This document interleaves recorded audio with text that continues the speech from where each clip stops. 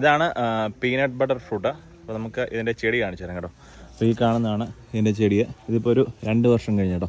അപ്പോൾ നമുക്ക് വീട്ടിലൊക്കെ സിമ്പിളായിട്ട് നമുക്ക് വെക്കാൻ പറ്റുന്ന, അതായത് 1 വർഷമൊക്കെ കഴിയുമ്പോൾ തന്നെ അത്യാവശ്യം നല്ല രീതിയിൽ തന്നെ കായ്ക്കുന്ന ഒരു വെറൈറ്റിയാണ് ഈ ഒരു ചെടി. ഇപ്പോൾ നിറച്ചുണ്ടായിരുന്നു, കുറേ പറിച്ചതിനകത്ത്. ഇത് പഴുത്ത് കഴിയുമ്പോൾ ഇതിനേക്കാട്ടിലും നല്ല രീതിയിൽ ചൂട് റെഡ് കളറാവും. ഇത് നമ്മുടെ ഒരു കപ്പലണ്ടി കഴിക്കുന്നൊരു ടേസ്റ്റാണ് ഈ ഒരു ഫ്രൂട്ടിന്.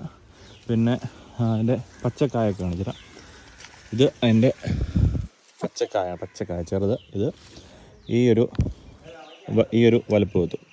അപ്പോൾ നമുക്ക് പൊട്ടിച്ച് കാണിക്കത് ഉണ്ടോ, അകത്ത് കുരുവുണ്ട്. അത് കറക്റ്റ് നമ്മുടെ ഒരു കപ്പലണ്ടിയുടെ ടേസ്റ്റാണ്. അപ്പോൾ നിറച്ച് നമുക്ക് ഇതുപോലൊക്കെ ഒരു ചെടി വീട്ടിലുണ്ടെന്നുണ്ടെങ്കിൽ ഫുള്ള് നമുക്ക് കായ എപ്പോഴും കിട്ടും. എപ്പോഴും നമുക്ക് ഇതിൻ്റെ കായ കാണും. നോക്കിയോ, ഇതുപോലെ നല്ല ടേസ്റ്റാണ് ഇങ്ങനെ കഴിച്ചുകൊണ്ടിരിക്കുക. Peanut butter fruit. അപ്പോൾ ഒട്ടുമിക്ക നേഴ്സറിലെല്ലാം തന്നെ ഇപ്പോൾ ഇതുണ്ട്. ചൂടെ റെഡ് വരും പഴുത്ത് കഴിയുമ്പോൾ. ഇത് ശരിക്കും പഴുത്തില്ല, ചൂടെ റെഡ് വരും പഴുത്ത് കഴിയുമ്പോൾ.